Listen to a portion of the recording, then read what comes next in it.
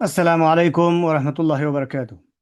बिस्मिल्लाह ताला आज हम सूरह आबासा की आयत नंबर 33 से 42 तक की आयत को ग्रामर के लिहाज से समझेंगे और इन आयत में आने वाले अल्फाज और उनके मानी को समझने की कोशिश करेंगे और देखेंगे कि अल्फाज मिलकर किस तरह जुमले बनते हैं।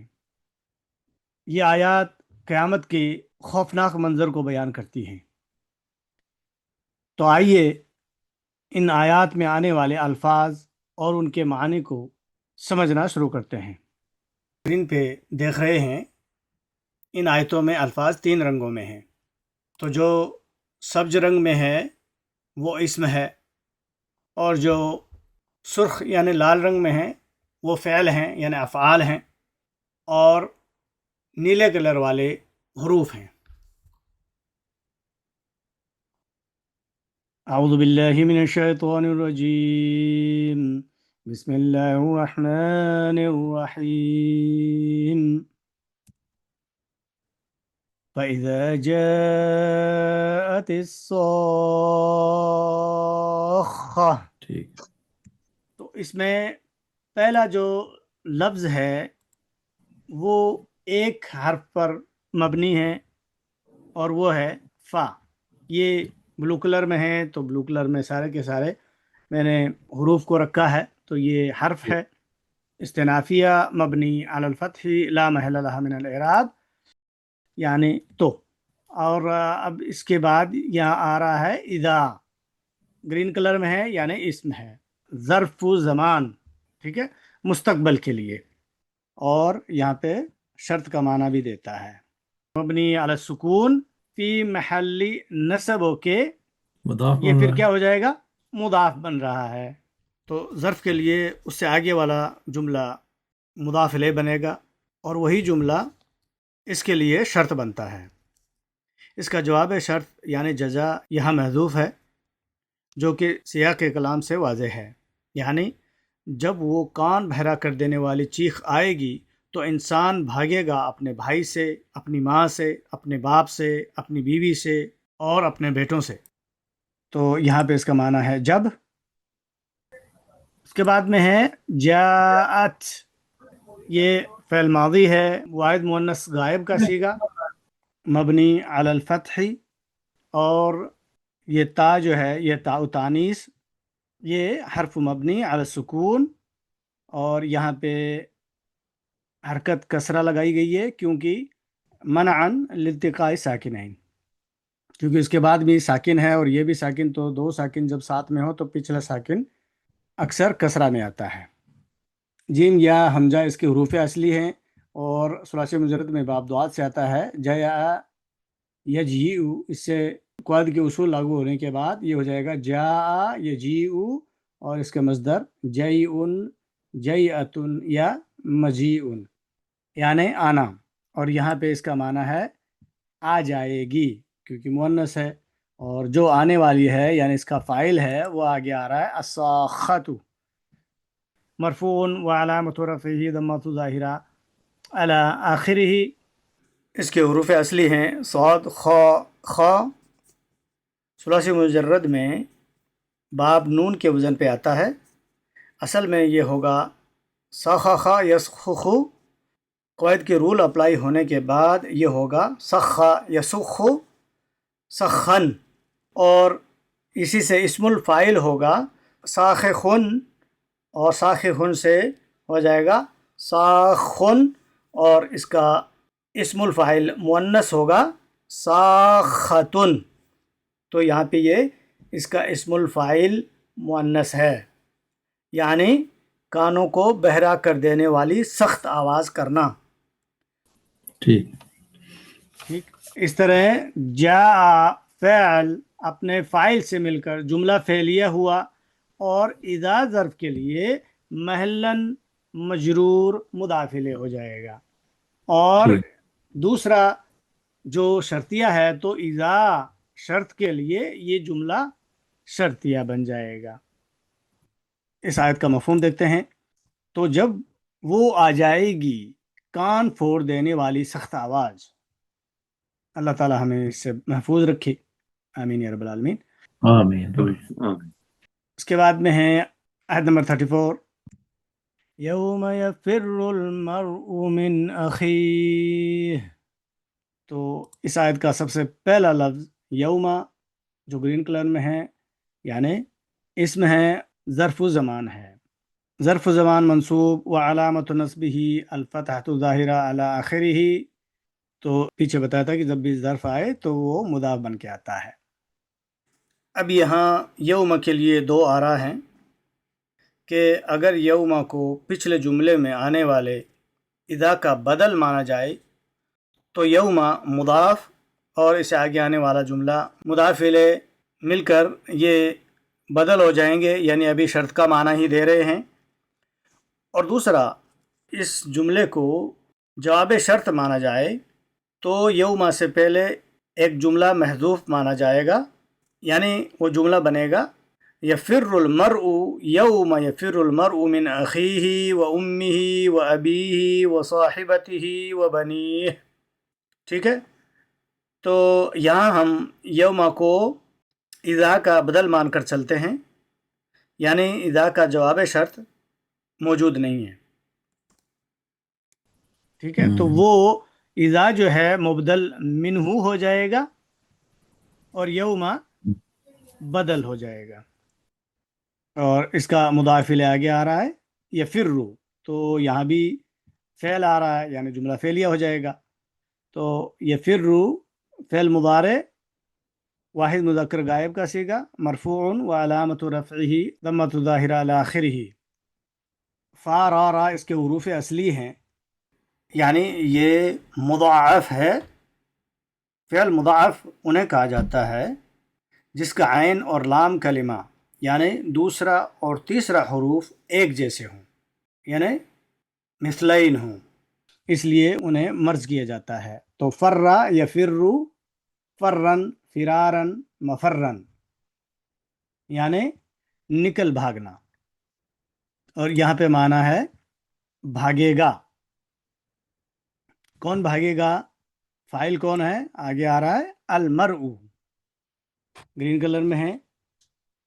ठीक है मरफू हालत में। जी, तो आप देख रहे हैं कि ये फ़ाइल है मरफू हालत में व अलामत रफ़ी दम्मतु ज़ाहिरा अला आखिरिही। अल मरउ यानी मर्द, आदमी। तो यहाँ पे इसका माना हो जाएगा इंसान। इंसान। उसके बाद में है हर्फ जर मिन। हर्फ़े जार। तो मिन हर्फ जर मबनी अला सुकून ला महल्ल लहा मिनल इराब, यानी से। तो जब भी हर्फ जर आएगा तो उसके बाद इस्म मजरूर जरूर आता है। तो वो आ रहा है अखी, ये इसमें मजरूर है मिन हर्फ जर के लिए व अलामत जर्रिही अल या। क्यों है? इसलिए कि ये अखिन जो है अस्माउ खमसा में से है। हाँ।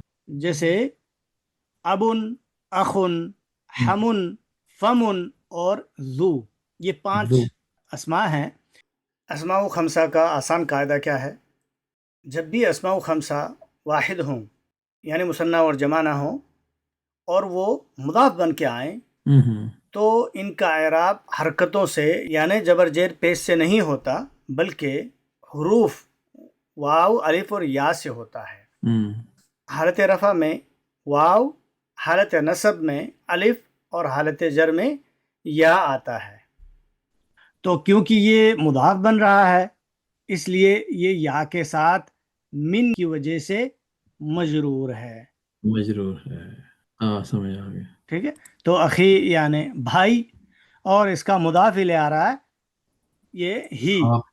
इसमें है ज़मीर मुत्तसिल मबनी अलल कसरा फ़ी महल्ली जर के, ये मुदाफ इले है अखी के लिए। ही यानी अपने, और अखी अपने ठीक। मुदाफ इले से मिलके मिन हर्फ जर के लिए मजरूर हो जाएंगे, और जार मजरूर ये मुताल्लिक हो जाएंगे ये फिर्रु फ़ैल के, और ये फिर्रु फ़ैल अपने फ़ाइल और मुताल्लिक से मिलकर जुमला फ़ैलिया, और जब जुमला हो गया तो ये महल्लन मजरूर होके यौम ज़र्फ़ के लिए मुदाफ़िले हो जाएंगे, और यौम ज़र्फ़ अपने मुदाफ़िले से मिलके ये बदल हुआ इज़ा का। ماشاء اللہ. یعنی ابھی وہی شرط چل رہی ہے. اس آیت کا مفہوم ہے اس دن بھاگے گا انسان اپنے بھائی سے. آگے آ رہا ہے وَأُمِّهِ وَأَبِيهِ، آیت نمبر 35. اس میں پہلا لفظ ہے واو، حرف عطف مبنی علی الفتح لا محل له من الاعراب، یعنی اور اس کے بعد معطوف آ رہا ہے امی. امی یہ کسرہ میں ہے. کیوں کسرہ میں ہے؟ کیونکہ یہ معطوف کس کا ہے؟ جو من کے بعد میں اخی ہے اس کا. تو اخی معطوف علیہ مجرور ہے، اس لیے معطوف بھی مجرور ہوتا ہے. وعلامت جرہ الکسرۃ ظاہرہ علی آخرہ. امی یعنی ماں. اب کیونکہ یہ مضاف بن رہا ہے، اس کے بعد مضاف الیہ ہے ہی، ضمیر متصل مبنی علی الکسرہ فی محل جر ہو کے امی کے لیے مضاف الیہ ہی یعنی اپنی. تو مضاف الیہ یہ اخے پر معطوف نمبر 1 ہو جائیں گے. اس کے بعد میں پھر واو ہے حرف عطف یعنی اور معطوف آ رہا ہے ابی. یہ بھی اسماء خمسہ میں سے ہے، ابن اخن حمن فمن ذو. اور کیونکہ معطوف ہے اس لیے مجرور ہے بالیائی یعنی باپ، اور اس کا مضاف الیہ آ رہا ہے ہو. یہ ضمیر متصل مبنی علی الکسرہ فی محل جر کے مضاف الیہ ہے ابی کے لیے، تو ہی یعنی اپنی. تو مضاف الیہ یہ معطوف نمبر 2 ہو جائیں گے اخی پر. یعنی وہ آدمی بھاگے گا اپنی ماں سے اور اپنے باپ سے. اس کے بعد آیت نمبر 36 ہے وَصَاحِبَتِهِ وَبَنِيهِ. یہاں بھی واو حرف عطف مبنی علی الفتح یعنی اور اس کے بعد میں صاحبتی، یہ اسم معطوف علی اخی مجرور و علامت جرہ الکسرۃ ظاہرہ علی آخرہ. یہ تا جو ہے اصل میں تا گول تا تھا، تا مربوطہ. جب بھی تا مربوطہ آخر میں ہو اور اس کے بعد کوئی ضمیر اٹیچ لگ جائے تو وہ تا مربوطہ گول تا وہ کھلی تا میں تبدیل ہو جاتی ہے. تو اس لیے یہاں پہ یہ تا کھلی ہوئی ہے. تو یہاں پہ یہ اسم الفاعل ہے مؤنث کا، جس کے حروف اصلی ہیں صاد حا با، اور باب سین سے آتا ہے صاحبہ یا صحبو. مصدر ہوتے ہیں صحبتن یا صحابتن یا صحابتن، یعنی کسی کے ساتھ رہنا. اور صاحبہ یہ اسم الفاعل ہے یعنی ساتھ رہنے والی بیوی. تو یہاں پہ معنی ہوگا بیوی. اور اس کا مضاف الیہ آ رہا ہے وہی ہو، ضمیر متصل مبنی علی الکسرہ فی محل جر کے مضاف الیہ صاحبہ کے لیے ہی یعنی اپنی. تو یہ مضاف و مضاف الیہ معطوف نمبر 3 ہو جائیں گے اخی پر. اس کے بعد پھر واو حرف عطف مبنی علی الفتح یعنی اور معطوف آ رہا ہے بنی. یہ بھی مجرور ہے بالیا. یہ یا سے کیوں مجرور ہے؟ یہ تو اسماء خمسہ سے نہیں ہے. یہ اس لیے کیونکہ یہ ابن کی جمع مذکر سالم، کیونکہ یہ اصل میں تھا بنینا مجرور یا سے، بنونا مرفوع، بنینا منصوب اور مجرور. آپ کو پتا ہے کہ ابن کی 2 جمع ہوتی ہیں، ایک بنونا اور دوسری ابناؤن. یہاں جیسا کہ آپ کو معلوم ہے جب بھی جمع مذکر سالم مضاف بن کر آتا ہے تو اس کا نون اعرابی گر جاتا ہے. تو یہاں بھی آپ دیکھ رہے ہیں کہ اس کا نون اعرابی گر جاتا ہے اور بنی رہ جاتا ہے، کیونکہ اس کے بعد میں ہو ضمیر متصل لگا ہوا ہے. تو بنی یعنی اولاد، بیٹے. تو اس کے بعد مضاف الیہ ہے ہی. اصل میں یہ ہو تھا، ہی کیوں آ رہا ہے؟ اس لیے کیونکہ جب بھی ضمیر ہو کے پہلے کسرہ یا ساکن آ جائے تو وہ ہو ہی میں تبدیل ہو جاتا ہے ردم کے لیے، پڑھنے میں آسانی کے لیے، یعنی اپنی. تو یہاں بھی ہو ضمیر متصل مبنی علی الکسرہ فی محل جر مضاف الیہ بنی کے لیے، اور بنی اپنے مضاف الیہ سے مل کے معطوف نمبر 4 ہو جائیں گے. اور اس آیت کا مفہوم ہے اور اس دن وہ بھاگے گا اپنی بیوی سے اور اپنی اولاد سے. لِكُلِّ امْرِئٍ مِّنْهُمْ يَوْمَئِذٍ شَأْنٌ يُغْنِيهِ. سب سے پہلا لفظ ہے لی، حرف جر مبنی علی الکسرہ، اور یہاں پہ اس کا معنی ہے کو، اور اس کے بعد میں کیونکہ یہ حرف جر ہے تو اسم مجرور آنا ہے، وہ ہے کلی. اسم مجرور لام حرف جر کے لیے، اور جیسے کہ آپ کو پتہ ہے کہ کلو اور بعض یہ دونوں مضاف بن کے آتے ہیں، تو کلی یہاں پہ اسم مجرور باللام و علامت جرہ الکسرۃ ظاہرہ علی آخرہ، اور یہ جار و مجرور یہ متعلق ہو جائیں گے ایک مقدم خبر محذوف کے.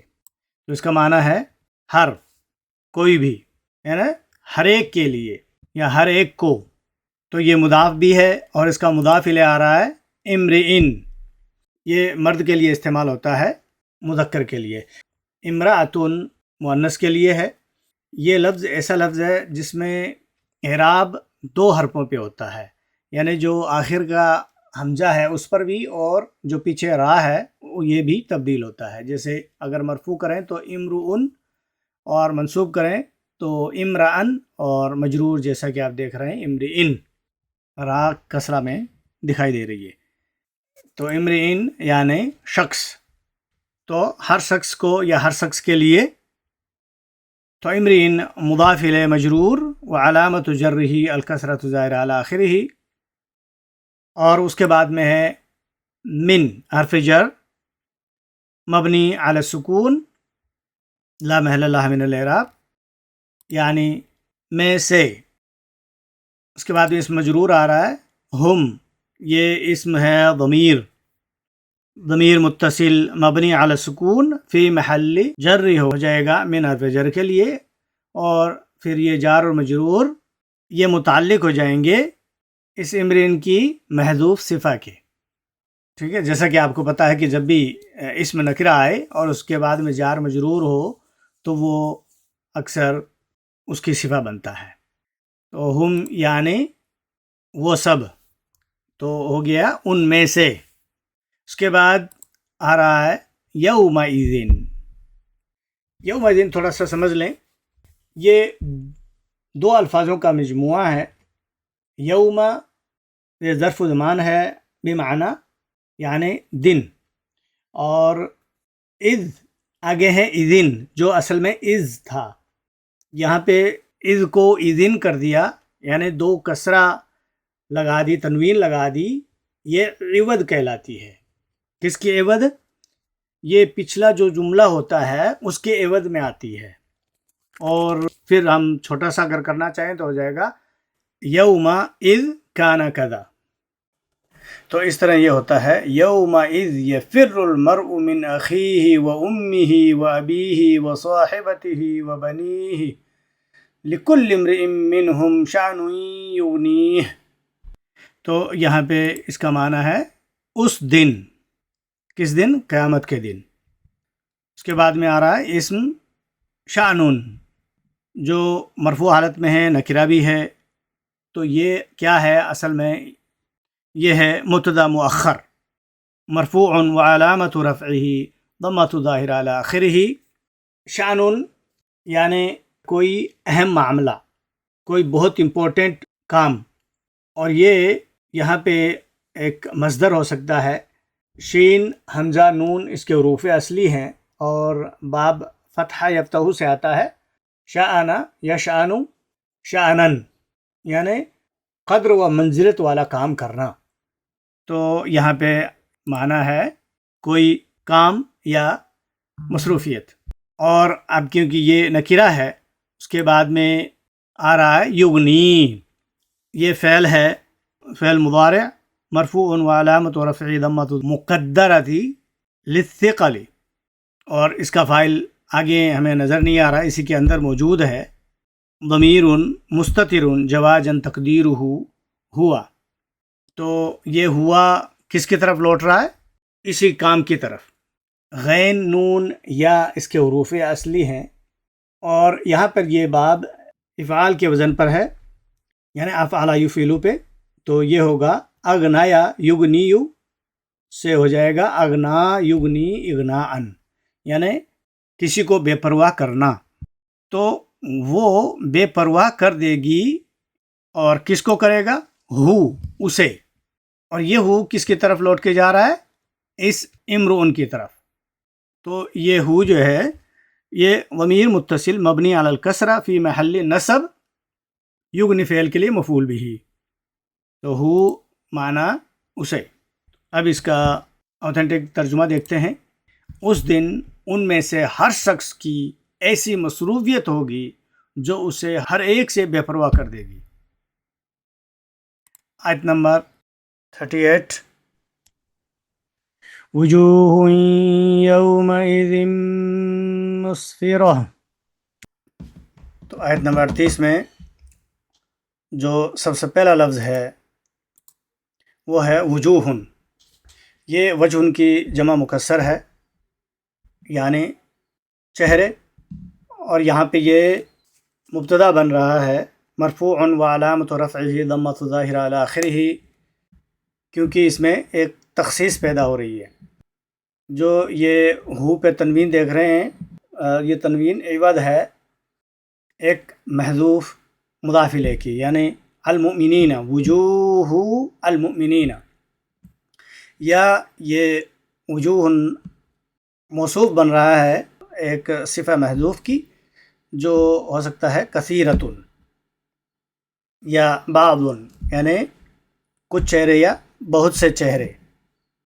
واو جیم ہا اس کے حروف اصلی ہیں، اور ثلاثی مجرد میں وزن کاف سے آتا ہے، یعنی کرم یکرم سے، تو یہ ہوگا وجوہ یوجہ وجاہتاً، یعنی سامنے ہونا، رخ کرنا، یا بلند رتبہ ہونا، تو یہاں پہ معنی ہے کچھ چہرے یا بہت سے چہرے۔ اس کے بعد ہے یومئذ، تو جیسا کہ میں نے کل بتایا تھا، یہ دو الفاظ کا مجموعہ ہے، یوم پلس اذ، اور یہ اذ ذال پہ یہاں پہ دو تنوین لگی ہوئی ہیں، کسرہ ہے، یہ عوض و تنوین کہلاتی ہے۔ کس کی عوض ہے؟ ایک جملہ محذوف کی، اور جو ہم کہہ سکتے ہیں کانا کذا، یومئذ کانا کذا، تو یہ یوم یعنی دن، اور اذ یعنی جب، تو یہ ظرف اور مضاف الیہ متعلق ہو جائیں گے آگے آنے والے اسم الفاعل کا، تو یومئذ یعنی اس روز، اس دن۔ اس کے بعد میں ہے مسفرۃ، یہ اسم الفاعل ہے مؤنث کے لیے، اور یہاں پہ وجوہ کی یہ خبر بن رہا ہے، خبر نمبر 1، مرفوع وعلامت رفعہ ضمۃ ظاہرہ علی آخرہ، سین فا را اس کے حروف اصلی ہیں، اور یہاں پہ یہ باب افعال سے آیا ہے، جو یہ ہو جائے گا اسفر یسفر اسفاراً، یعنی چمکنا یا روشن ہونا، تو یہاں پہ اس کا معنی ہے چمکنے والے۔ تو اس طرح وجوہ اپنے خبر سے مل کے جملہ اسمیہ ہوا، اور یہ ایک نیا جملہ ہے، جملہ استئنافیہ لا محل لها من الاعراب۔ تو اب ترجمہ دیکھتے ہیں۔ کچھ یا بہت سے چہرے اس روز چمکتے ہوئے روشن ہوں گے، اللہ تعالیٰ ہمیں انہی میں شامل کرے، آمین یا رب العالمین۔ آیت نمبر 39، ضاحکۃ مستبشرہ، اس کا پہلا لفظ ہے ضاحکۃ، جیسا کہ آپ دیکھ رہے ہیں یہ بھی اسم الفاعل ہے مؤنث کے لیے، اور یہ مرفوع وعلامت رفعہ ضمۃ ظاہرہ علی آخرہ، اور خبر نمبر 2 بن رہا ہے وجوہ کی۔ ضاد حا کیف اس کے حروف اصلی ہیں، اور یہاں پہ یہ وزن سین سے آتا ہے سمیع یسمعو سے، تو یہ ہو جائے گا ضحک یضحک ضحکن، یعنی خوشی سے ہنسنا. تو یہاں پہ معنی ہے ہنسنے والے، مسکرانے والے. اس کے بعد میں ہے مستبشرتن، یہ بھی اسم الفاعل ہے، مرفوع و علامت رفع ضمۃ ظاہرہ علی آخرہ، اور یہ خبر نمبر 3 ہے وجوہ کی. با شین را اس کے حروف اصلی ہیں، اور یہاں پہ یہ باب استفعال سے آیا ہوا ہے. استبشرا یستبشر استبشارن، یعنی خوشی منانا. تو یہاں پہ یہ معنی ہے خوشی منانے والے. آیت کا ترجمہ مسکراتے ہوئے، خوشی مناتے ہوئے ہوں گے. آیت نمبر 40 ہے وَوُجُوهٌ يَوْمَئِذٍ عَلَيْهَا غَبَرَةٌ. پہلا لفظ ہے واو، بلو کلر میں ہے، یعنی حرف ہے، حرف عطف مبنی علی الفتح لا محل لہ من الاعراب، یعنی اور اس کے بعد میں ہے وجوہ، تو یہ وجوہ پچھلے وجوہ پہ معطوف ہو جائے گا، تو پچھلا معطوف علیہ اور یہ حرف عطف اور وجوہ معطوف. وجہ کی جمع مکسر، وجوہ یعنی چہرے، تو کچھ چہرے یا بعض چہرے.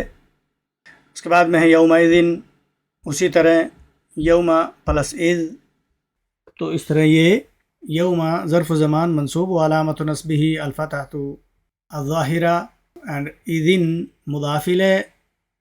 تو یہ ظرف اور مضاف الیہ یہ آپ کو پتہ ہے کہ متعلق ہوتے ہیں. تو یہ کس کے متعلق ہوں گے؟ یہ متعلق ہو جائے گا آگے آنے والے خبرۃ مبتدا مؤخر کی ایک خبر محذوف کے، جو الاستقرار ہوگی. تو یہاں پہ یومئذ یعنی اس دن.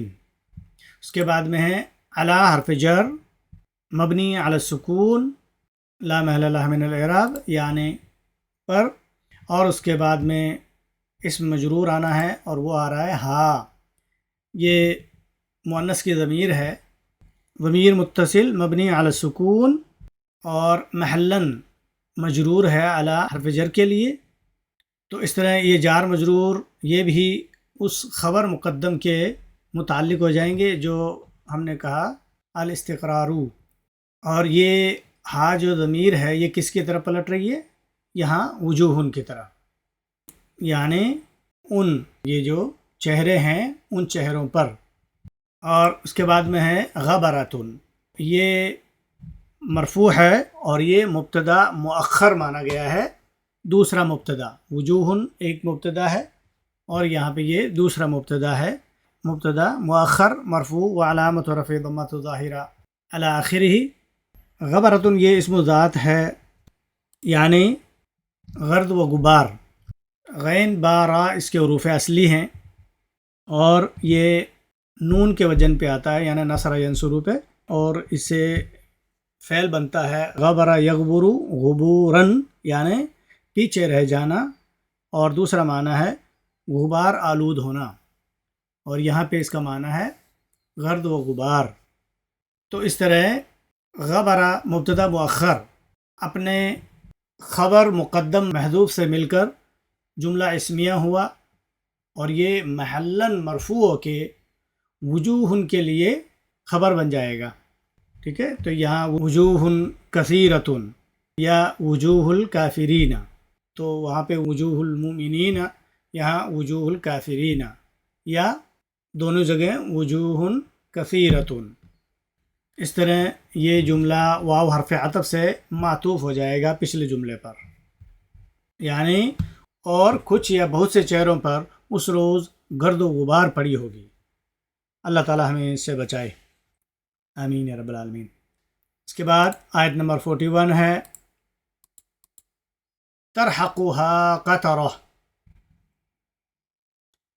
سب سے پہلا لفظ ہے ترحق، یہ فعل مضارع ہے، مرفوع و علامت رفع ضمۃ ظاہرہ، واحد مؤنث غائب کا صیغہ ہے. اور راہا قاف اس کے حروف اصلی ہیں، اور یہاں پر یہ سمع یسمع کے وزن پہ آتا ہے، تو یہ ہو جائے گا راہق یرحق رحقن، یعنی ڈھانپ لینا یا چھا جانا۔ تو ترحق یہاں پہ معنی ہے چھا جائے گی۔ اس کا فاعل دیکھیں، قطراتن آگے مرفوع حالت میں آ رہا ہے، لیکن اس سے پہلے ہے یہ ہا ضمیر متصل مبنی علی السکون فی محل نصب ہو کے یہ ترحق فعل کے لیے مفعول بھی ہے، یعنی ان پر یہ ہا بھی وجوہ کی طرف پلٹ رہی ہے۔ تو اس کے بعد میں ہے قطراتن، یہ فاعل ہے مرفوع و علامت رفعہ ضمۃ ظاہر علی آخرہ۔ اس طرح ترحق فعل اپنے فاعل اور مفعول بھی سے مل کے جملہ فعلیہ، تو یہ جملہ محلاً مرفوع ہو کے پچھلے جملے میں جو وجوہن آیا تھا اس کی دوسری خبر بن جائے گا، ٹھیک ہے۔ تو قطرۃ اسم ذات ہے، یعنی سیاہی یا دھواں۔ اس آیت کا ترجمہ یعنی ان چہروں پر سیاہی یا دھواں چھایا ہوا ہوگا۔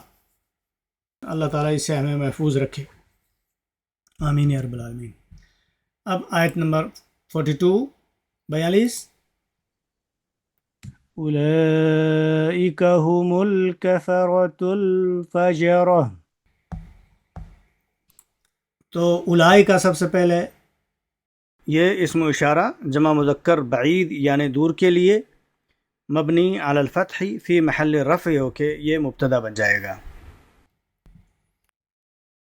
یعنی یہی لوگ ہیں۔ اس کے بعد میں ہے ہم، یہ ضمیر منفصل، تو یہاں پہ منفصل ہے تو اس کو فصل کہا جاتا ہے، ضمیر فصل، یعنی یہ تاکید کے لیے آتا ہے۔ تو یہ ضمیر منفصل مبنی علی السکون فی محل رفع یعنی محلاً مرفوع ہے۔ تو یہاں پہ اس ہم کے لیے دو آ رہا ہے، ایک تو یہ کہ یہ صرف تاکید کے لیے ہے، اور دوسرا یہ بھی ہو سکتا ہے کہ یہ دوسرا مبتدا بن رہا ہے اور اس کے بعد جو آنے والا ہے وہ اس کی خبر بنے گا، اور یہ مبتدا اپنی خبر کے ساتھ مل کے محلاً مرفوع ہو کے اولئک کا مبتدا کی خبر بن جائے گا۔ تو یہی ہیں وہ لوگ، تو اولئک کا مبتدا نمبر 1 اور ہم مبتدا نمبر 2۔ اس کے بعد میں اس کی خبر ہے الکفرۃ، یہ ہم کی خبر نمبر 1 ہو جائے گی، کیونکہ اس کے بعد میں ایک اور خبر ہے الفجرۃ۔ تو الکفرۃ خبر اول مرفوع و علامت رفعہ ضمۃ ظاہرہ علی آخرہ، تو یہ کافر کی جمع مکسر ہے۔ کفارا اس کے حروف اصلی ہیں، وزن نون سے آتا ہے نصر ینصر سے، کفر یکفر کفرن کفرانا، یعنی وحدانیت کا انکار کرنا، رسول کا انکار کرنا، شریعت کا انکار کرنا یا چھپانا۔ اس کے بعد میں ہے الفجرۃ، یہ اس ہم مبتدا کی دوسری خبر ہے، مرفوع و علامت رفعہ ضمۃ ظاہرہ علی آخرہ، اور یہ بھی جمع مکسر ہے فاجر کی، اور اس کی ایک ہوتی ہے فجار اور دوسری فجرۃ۔ فا جیم را اس کے حروف اصلی ہیں، اور یہ بھی وزن نون سے آتا ہے نصر ینصر سے، تو فجرا یفجر فجرن فجورن، یعنی نافرمانی اور بدکاری کرنا۔ تو یہاں پہ الفجرۃ معنی فاجر، بدکار۔ تو اس طرح یہ ہم مبتدا اپنی دونوں خبروں سے مل کر جملہ اسمیہ محلاً مرفوع ہو کے اولئک کا مبتدا کے لیے خبر ہو جائیں گے، ٹھیک ہے۔ اور یا ہم نے کیا تھا کہ اس ہم کو ضمیر فصل کہیں گے تاکید کے لیے، تو اس طرح اولئک اپنے دونوں خبروں سے مل کر جملہ اسمیہ ابتدائیہ یعنی استنافیہ لا محل لہا من الاعراب۔ ऑथेंटिक तर्जुमा देखते हैं, यही वो लोग हैं जो काफिर और फाजिर हैं। अल्लाह ताला हमें बचाए इनसे।